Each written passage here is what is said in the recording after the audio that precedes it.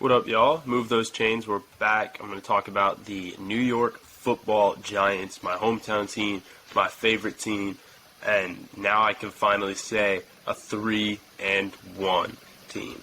For the last 6 years, they've been nothing short of atrocious. They finally are able to string together some wins. They beat the Bears today, 20-12 in a pretty weird game, actually.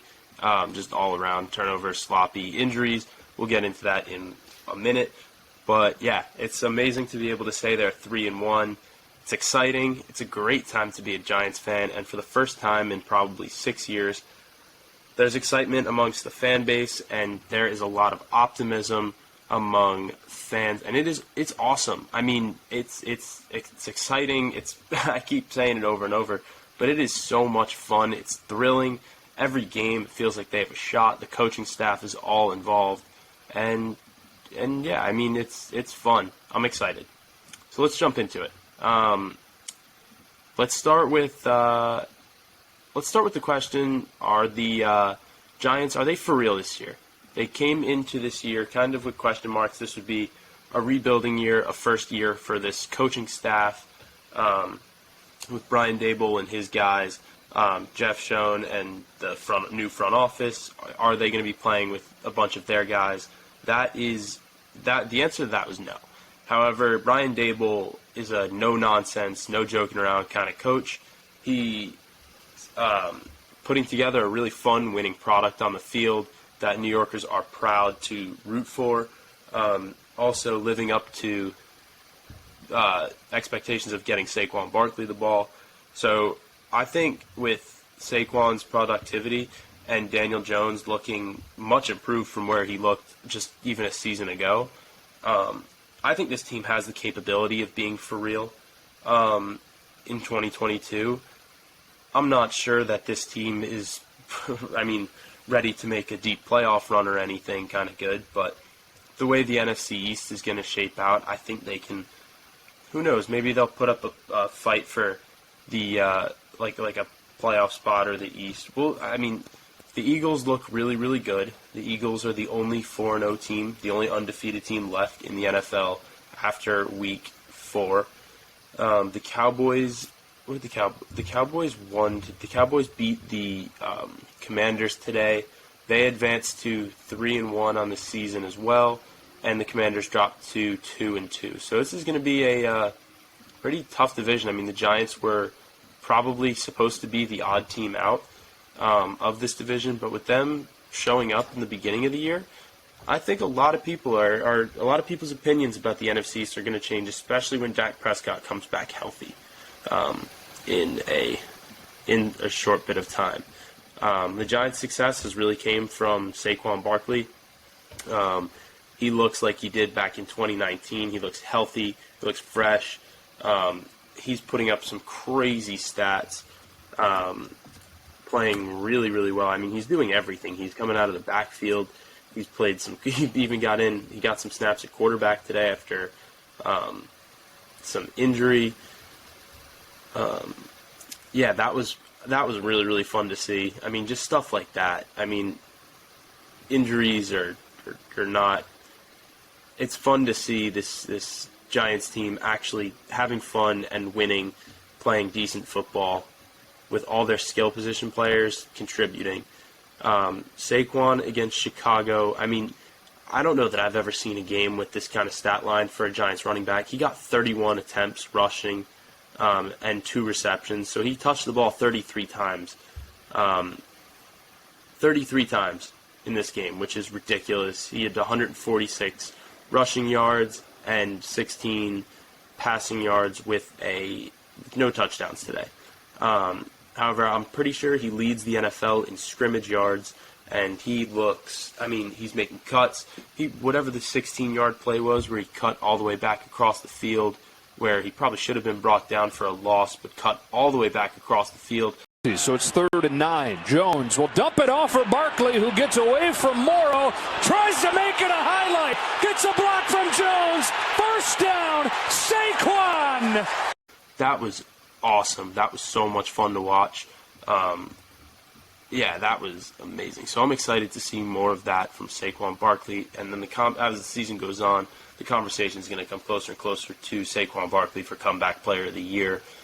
I mean, if I was a sports writer at the time, I mean, he's got my vote. He's coming back from 2 seasons that were pretty much brought down by injury, and he's proving everyone as to why he was drafted with the 2nd overall pick and why this new regime, Jeff Schoen and company, should sign him to an extension at the end of this season. I mentioned earlier Brian Dable and Daniel Jones. They seem to be working on all cylinders. I mean, this team is 3-1, so it's hard to really knock anything they've done. They're exceeding expectations by all accounts.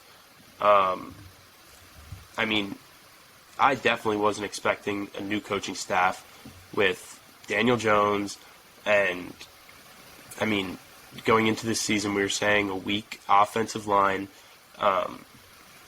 and yeah, we weren't really sure what to look for, but he's come out this season completing just over 63% of his passes. So he's doing his job. He's doing what's being asked of him and just getting Saquon Barkley the ball and just making smart decisions. And then I just wanted to pull up the Giants' schedule. So they're 3-1 right now, and I wanted to give my thoughts as to what their record at the end of the season might look like. Because 3-1, I mean, I just said that. I don't think I expected them to be 3-1 going into week 5. So yeah, they won against Tennessee, Carolina, and Chicago, and dropped their only game against Dallas, their only division opponent thus far. Next week, they travel to London. They play in the London series game against Green Bay. Green Bay won against the Patriots in overtime, game-winning kick. So that'll be a good game that'll be a good test for the Giants defense to go against Aaron Rodgers and that young wide receiver core. And it'll be a good test for Saquon against their run defense. Then they play at home in New York again against Baltimore. They play back-to-back road games in Jacksonville. Jacksonville looks like a solid team. And then they travel to Seattle, which is, no matter how good or bad that team is, always a tough place to play. They then return home for they have a bye week in week 9 and then 2 home games, one against Houston, one against Detroit. They got a stretch of division games, Dallas, Washington, Philly, Washington, and then Minnesota, Indianapolis, Philly. I think going forward, if I was going to count off wins, I mean, I think anything can happen in a London game. So I think they drop one of the next 2, Baltimore or Green Bay. I think they come away. Let's say they come away in Green Bay with a win. I think they beat Seattle, Houston, Detroit. I think they win 1 against Washington, and I think they beat Indianapolis and Minnesota. That would put, I mean, that's 7 win. That's a 10-win season. I mean, the way that this team has played thus far, I mean, they look like a team that could go out and win 9 games, 10 games. So I think that's on the optimistic side. The pessimistic side would be saying that this team is going to go and win like 7 or 8 games, which is right around where we expected them to be. I'm going to stay optimistic with this team because I haven't been able to do so in too many years since I've been old enough to celebrate this team. So I'm going to stay hopeful. My guess right now would be they're going to finish this season around 9-8, right in that range, 9-8, or 10-7.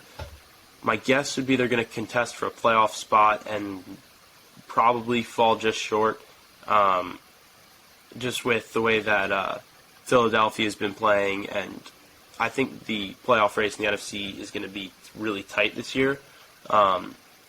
So I think it'll come down to the final weeks, and to be completely honest, playing at Philadelphia in Week 18 is a little killer because we've seen what Philadelphia looks like, and their offense looks like it's functioning at a crazy rate. But playing Minnesota, and Minnesota's, I think, is going to be contesting for a playoff spot, one of those wild card spots. And then Indianapolis, I mean, they don't look great through 4 weeks, so we'll see how that game looks closer to. But yeah, all these games, I mean, I think this team has a shot to go double-digit wins the way they've looked. I didn't preseason, but after these last few weeks, I definitely see that. Like, I see them contesting double-digit wins, and I don't want to even say, I don't even want to say a winning season, because we haven't seen that since, I think, 2016. So let's just hope that the Giants can keep this pace, and let's hope they're for real. I think they're for real. I think Saquon Barkley can keep all these numbers going if the Brian Daboll and Daniel Jones keep getting him the ball. I really do think he's going to make a case for comeback player of the year. Who knows, maybe he makes a run for offensive player of the year.